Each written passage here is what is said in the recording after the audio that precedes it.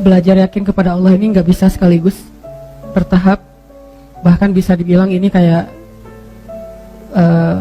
proyek seumur hidup kita ya. Karena iman kita yang belum sempurna aja udah yazidu wa yanqus. Yazid mungkin cuma 1%, yanqusnya 50% gitu ya. Padahal iman baru 30%, jadi minus.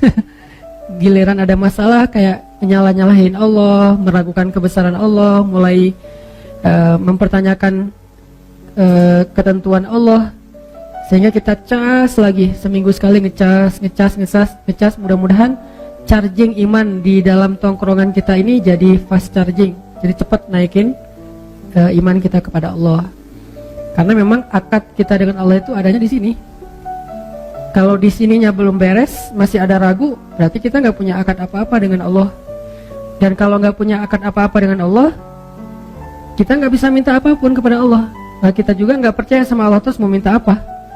Makin kuat imannya, makin kuat bondingnya dengan Allah, makin besar keajaiban dan kejutan yang Allah kasih dalam hidup kita. Iman level para anbiya, nanti munculnya mukjizat. Iman level para solihin, munculnya karomah. Iman level kita kalau yakin muncul maunah. Kalau imannya masih labil dan lebih sering ragunya daripada yakin, berarti kita nggak punya MOU apapun dengan Allah Subhanahu wa Ta'ala. Sehingga kalau nggak punya MOU, nggak akan berlaku janji makhraja rizki min haitsu la yahtasib yaj'al lahu min amrihi yusra. Itu kan hanya berlaku buat siapa? Orang yang yakin kan? Wa may yattaqillah yaj'al lahu makhraja wa yarzuqhu min haitsu la yahtasib. Wa may yattaqillah yaj'al lahu min amrihi yusra. Wa may yattaqillah yukaffir anhu sayyi'atihi wa yu'zim lahu ajra. Jadi cuman kalau kita takwa kepada Allah, dan salah satu di antara makna takwa iman. Karena takwa ini judul besar. Kalau di breakdown, akarnya adalah iman, pohonnya adalah taat, buahnya adalah rahmat, ampunan, kebaikan, banyak buahnya. Tapi akarnya iman. Alam tara kaifa daraballahu mathalan kalimatan thayyibah asluha sabit wa far'uha fis sama tu'ti ukulaha kullahinin biidzni rabbiha asluha sabit. Kata sebagian besar ulama tafsir tentang asli dari asluha sabit. Aslul itu jadi bahasa Indonesia, asal jadi asal. Kan bahasa Arabnya asl atau aslu. Asal terus jadi bahasa Indonesianya karena nggak bisa bilang asal, jadi asal. Asal-asalan. Asluha, asalnya sabit, akarnya kuat. Dan apa akar dari kalimat itu? Akarnya adalah iman. Akarnya adalah iman. Far'uha, cabangnya, pohon sampai cabang-cabangnya menjulang ke langit. Maksudnya ta'ah, ketaatan. Istiqomah, komitmen. Dawam, konsisten. Itulah pohon dan cabang-cabangnya. Terus tu'ti ukulaha kullahinin bi'izni rabbiha. Buahnya, ukulaha, hasilnya itu adalah kebaikan hidup, ampunan dosa, rahmat, berkah, pertolongan, kejutan-kejutan. Itu buahnya. Tetap aja asalnya adalah, bibitnya adalah iman. Makin kuat akarnya, makin besar pohonnya. Makin besar pohonnya, makin banyak dahannya. Makin banyak dahannya, makin banyak pula buahnya ketika panen. Jadi itu analogi yang sangat sederhana tapi dalam. Jawami'ul kalam, bisa ditafsirkan dari berbagai macam dari berbagai macam angle. Sehingga kalau kita pengen hidup kita nyaman dalam kondisi sarro atau darro, ya berarti balik lagi kepada asalnya apa? Ajaban li amril mu'min. Balik lagi kepada iman. Ajaban li amril mu'min. Inna amrahu kullahu khair. In asabathu sarra syakara fakana khairan lahu, in asabathu dharra sabara fakana khairan lahu. Walaysa dzalika li ahadin illa lil mu'min. Itu enggak akan dirasain kecuali oleh orang yang beriman. Kalau orang yang tidak beriman, mungkin kalau sarra dia akan syakara, dia berbagi, dia share sama orang lain. Tapi begitu dharra, dia yai'as, dia berputus asa, akhirnya tindak bunuh dirinya tinggi. Orang-orang yang enggak beriman dalam kondisi nyaman, kehidupan mereka itu bagus. Akhlak mereka, karakter mereka, sikap, attitude mereka itu sopan, bagus, disiplin, keren lah pokoknya di negara-negara maju gitu kan. Tapi begitu dharra, Ada masalah, bunuh diri.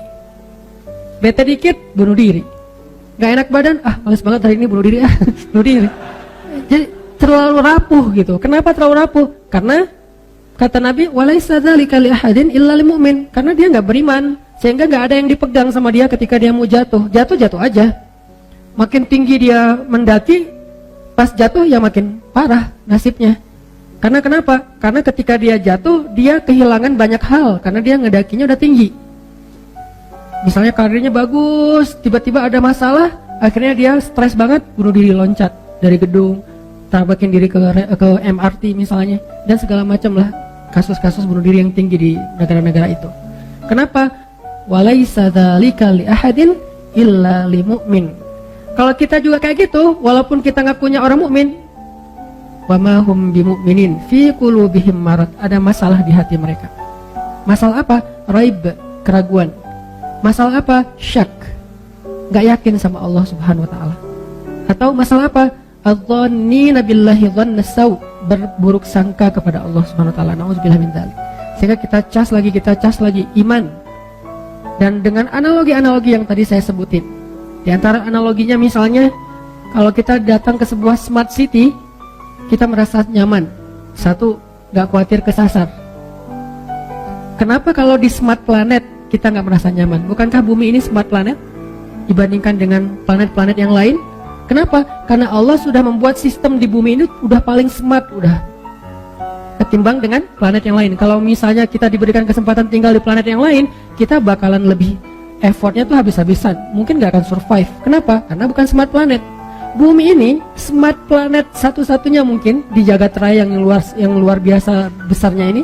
Dan Allah tempatkan kita di sebuah smart planet yang udah disediakan segala macam, sistemnya tuh udah keren banget, semuanya jadi mudah buat kita. Kan mudah banget kan?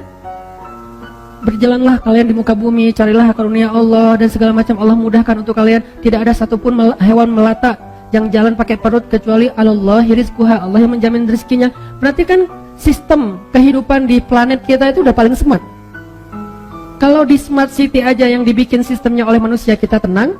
Kenapa? Karena udah smart, nggak mungkin kesasar dong. Petunjuknya tuh kadang-kadang kita bisa, kalau kita pakai SIM internasional, kita bisa nyetir tanpa merasa khawatir kesasar karena petunjuk arah lalu lintasnya itu udah jelas banget. Nyetir aja sendiri di luar negeri.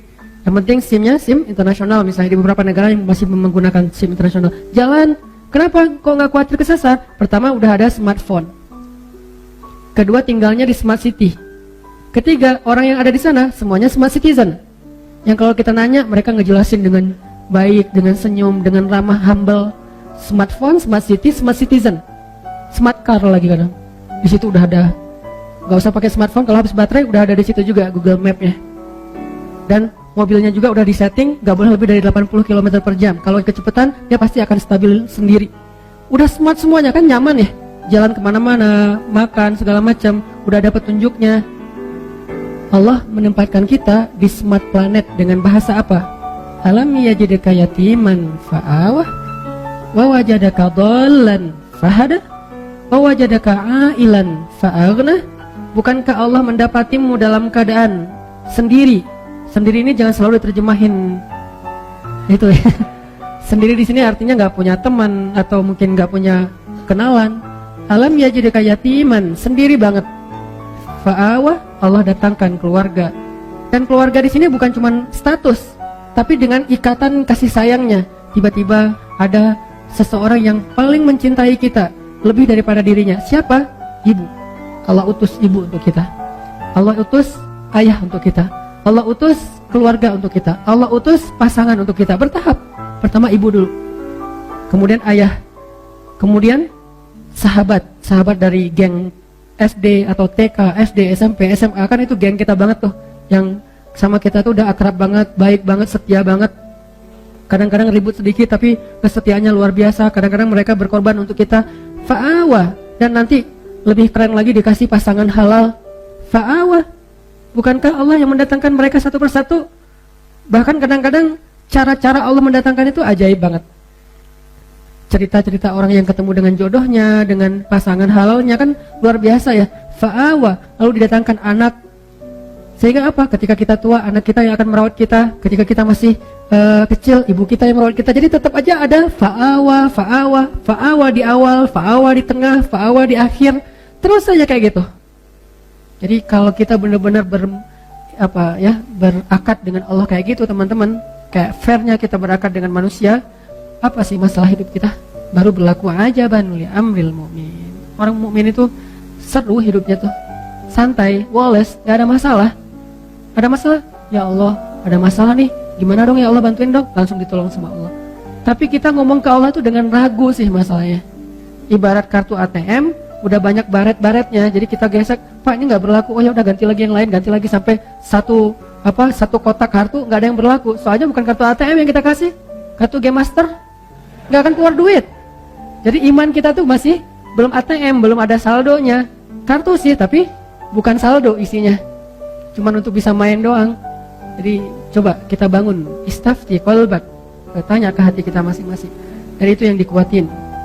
Di sini yang dikuatkan. Ada yang pertama mungkin masih kayak sekedar silver, terus naik lagi derajatnya jadi gold, naik lagi jadi platinum, jadi VIP, jadi preferred, jadi apalah kayak gitu-gitu. Bukankah itu selalu berlaku di dalam transaksi dengan manusia dan dengan Allah juga kayak gitu. Lahum darajatun inda rabbihim.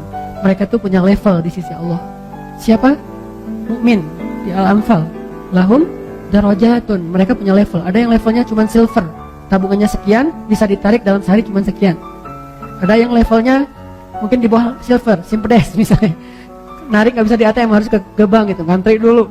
Ada yang di atasnya yang gold, bisa ditarik 100 juta sehari.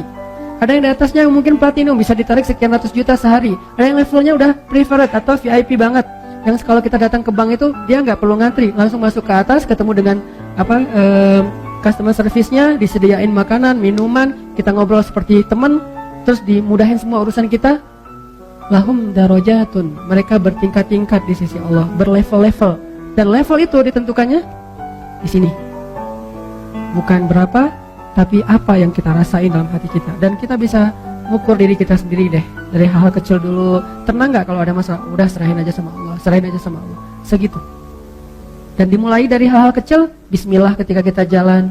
Kalau kehilangan sesuatu, wah mau diganti sama Allah dengan yang lebih baik. Wah kesempatan nih, Allahumma ajurni fi musibati wa khluf li khairan minha. Allah sayang banget sama hamba kayak gini. Pas dapat musibah, langsung connect lagi dengan Allah, langsung nge-mention Allah. Kan kayak kita kalau di Instagram tuh ada masalah mention pemerintah gitu kan ya. Mention Pemkot, Pemprov, Presiden, mention Pak Jokowi misalnya, Pak Gubernur, Pak Wali Kota, kan suka gitu kan. Kenapa nggak add Allah dalam bahasa Instagramnya? Kenapa kita nggak nge-mention Allah aja? Ada masalah dikit, ya Allah, ada masalah nih dikit. Allah langsung bantu, seringan itu. Dan Allah tuh nggak pernah, maaf ya lama nih slow respon soalnya DM-nya numpuk, nggak ada. Emangnya manusia DM-nya numpuk? Manusia yang WA-nya tuh udah banyak banget sampai ribuan, sampai nggak kebaca. Enggak, ringan buat Allah. Kullu yaumin huwa fi sya'an. Setiap hari Allah tuh sibuk ngurus kita, walakin wala ya'uduhu hifdhuhuma, tapi nggak capek, nggak kewalahan. Coba gabung deh ayat-ayat ini, karena sifat dari Al-Quran kan saling menjelaskan kan. Kullu yaumin huwa fi sya'an. Setiap hari Allah sibuk, tapi apakah Allah tersibukkan, repot? Enggak. Kata Allah, wala ya'uduhu hifdhuhuma. Allah nggak pernah repot, nggak pernah kewalahan menjaga, memelihara langit dan bumi. Simple hidup kita tuh kalau kita believe, trust, keep the faith kepada Allah Subhanahu wa Ta'ala. Ini yang kita tajdid teman-teman. Mulai dari hal kecil, bismillah, bismillah, bismillah. Nanti ada agak mentok-mentok dikit, hasbiyallah, la haula wala quwata illa billah. Khawatir dikit, datang teman kita, udah nggak usah khawatir, ada Allah. Itu bahasa lain dari la tahzan, innallaha ma'ana. Merasa lonely gitu, ma zannuka bisnain, Allahu salisuhuma. Kenapa kamu pikir kita cuma berdua, bukankah Allah yang ketiga? Terus kayak ngerasa nggak ada daya upaya, bilang hasbiyallah, cukup buat saya Allah. La haula wala quwata illa billah. Dan itu benar-benar miracle, kejadian banget dalam hidup kita kalau kita percaya. Passwordnya iman, passwordnya belief, passwordnya sami'na wa ta'na. Kalau itu benar-benar terasa di hati kita, kalimat la haula, kalimat hasbiyallah, kalimat-kalimat iman itu terasa di sini nih, udah tenang aja hidup. La tahzan, ala bidzikrillah tatmainnul qulub. Ini semua yang kita omongin malam ini, kalau diteorikan namanya rububiyah. Cuman kita nggak usah terjebak dengan istilah, tapi maknanya yang paling penting supaya kita bisa langsung praktek. Semua yang kita omongin rububiyah, pemeliharaan Allah, penjagaan Allah, kepemilikannya milik Allah, segala macam lah dari makna Rabb. Udahkah kita rububiyah kepada Allah? Apakah kita sudah Rabbani? Atau masih jadi manusia biasa? Kalau cuma jadi manusia, innal insana lafi khusr. Tapi kalau upgrade dari manusia jadi mukmin, illal ladzina amanu qad aflahal mu'minun. Manusia doang rugi, kecuali orang beriman. Beruntunglah orang yang beriman. Mudah-mudahan iman ini kita jaga terus teman-teman. Kita tingkatkan, kita perbaharui, kita cas supaya kita punya ATM yang levelnya makin naik, sehingga nanti kalau kita butuh apa-apa kita tinggal gesek aja, ya Allah, ya Rabbi, ya Rabbana, ya Ilahi, atau apapun bahasa doa kita, Allah akan berikan keajaiban dalam hidup.